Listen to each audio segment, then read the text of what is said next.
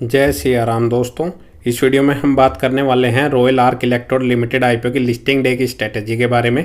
तो कल 21 फरवरी के दिन इस आईपीओ की लिस्टिंग होने वाली है। इसकी लिस्टिंग किस प्राइस के ऊपर हो सकती है, इसका लेटेस्ट ग्रे मार्केट प्रीमियम क्या चल रहा है और जिनको लॉटमेंट मिली है उनको लिस्टिंग वाले दिन क्या स्ट्रेटेजी अपनानी चाहिए। क्या इसको लॉन्ग टर्म के लिए कंटिन्यू करें या फिर लिस्टिंग वाले दिन प्रॉफिट या लॉस जो भी हो इसको बेच के अपना बाहर निकल जाए। ये सारी ही बातें मैं मेनली इस वीडियो में कवर करूँगा, तो लास्ट तक वीडियो को जरूर देखिएगा। तो आईपीओ की बात करूं तो यह आईपीओ हमारा 14 से 18 फरवरी के बीच में खुला था। 114 से 120 रुपये पर शेयर इसका प्राइसमेंट रखा था। एक लॉट में कंपनी 1200 शेयर यहाँ पे ऑफर कर रही थी। टोटल इशू साइज देखें तो कंपनी लगभग 36 करोड़ का लेके आई थी और फ्रेश इशू के जरिए वो लगभग 22 करोड़ और ओएफएस के जरिए कंपनी लगभग 14.5 करोड़ रुपए यहाँ पे रेज कर रही थी। इस आईपीओ के अगर टोटल सब्सक्रिप्शन की बात करें तो यह आईपीओ लगभग 1.5 गुना के आसपास सब्सक्राइब हुआ था। रिटेल कैटेगरी में लगभग 2.2 गुना, एनआई कैटेगरी में तो यह 1 गुना भी नहीं भरा था। लगभग 0.92 गुना यह आईपीओ सब्सक्राइब हुआ था और क्यूआई कैटेगरी में 1 गुना ही यह आईपीओ सब्सक्राइब हुआ था। तो बिल्कुल ना के ही बराबर इस आईपीओ को रिस्पांस देखने को मिला था। उसका मेन रीजन था एक तो मार्केट की जो कंडीशन है वो काफ़ी ख़राब चल रही थी।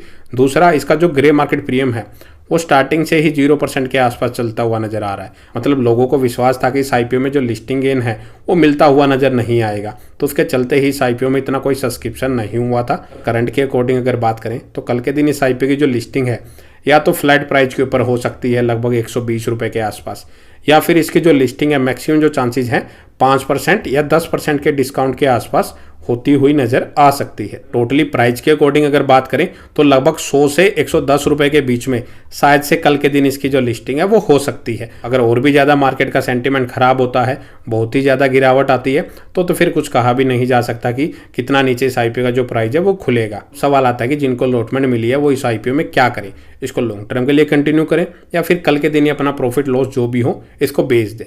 तो उससे पहले कोई भी अपना डिसीजन लेने से पहले आप कंपनी के बिजनेस को पहले ध्यान से स्टडी करें।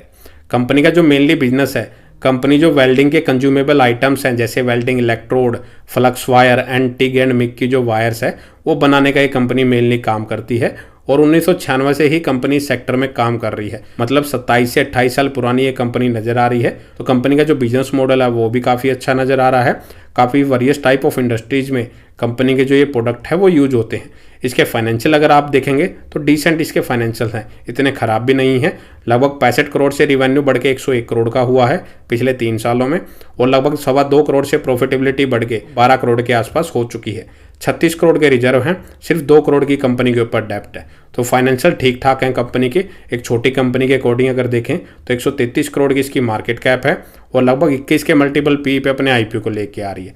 तो वैल्यूएशन भी रीजनेबल रखी है। तो अगर आपका लॉन्ग टर्म का व्यू है तो थोड़ा लंबे समय के लिए आपको इसको होल्ड करना पड़ेगा। तो बेटर है पहले अपने फाइनेंशियल एडवाइजर से डिस्कस जरूर कर ले, क्योंकि यह एक एसएमई आईपीओ है और इनमें रिस्क काफ़ी ज़्यादा रहते हैं। क्योंकि लिस्टिंग के बाद एसएमई मेनली जो आईपीओ हैं छोटी कंपनियों में उनमें सर्किट्स का खेल चलता है, या तो लगातार लोअर सर्किट्स लगते हैं या फिर अपर सर्किट्स। अगर लोअर सर्किट लगेंगे तो आपका लॉस लगातार बढ़ता रहेगा। जो भी अपना डिसीजन ले अपने फाइनेंशियल एडवाइजर से ही डिस्कस करके ले कि इसको लॉन्ग टर्म के लिए कंटिन्यू करना चाहिए या फिर कल के दिन इसको बेच देना चाहिए। और अगर बेचना भी है कल के दिन तो प्री ओपनिंग सेशन रहता है आईपीओ का 9 बजे से 9:45 के बीच में।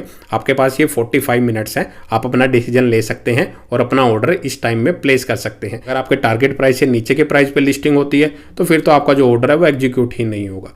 तो अपने फाइनेंशियल एडवाइजर से जरूर डिस्कस कर लें, उसके बाद ही अपना डिसीजन लें। तो इस वीडियो में इतना ही। अगर आपको वीडियो अच्छी लगे तो वीडियो को लाइक करें और चैनल को सब्सक्राइब करना ना भूलें। जय सिया राम।